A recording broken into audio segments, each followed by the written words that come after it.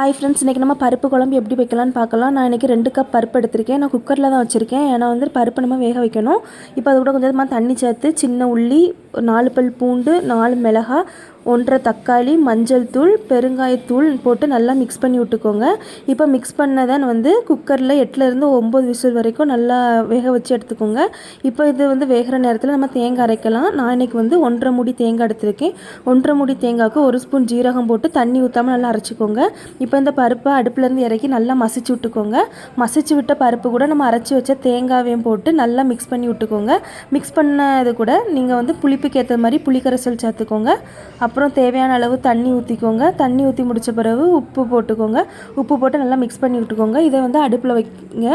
இது பருப்பு குழம்பு ரொம்ப கொதிக்கக்கூடாது. அதனால் நம்ம சீக்கிரமே தாளிப்பு ரெடி பண்ணணும்.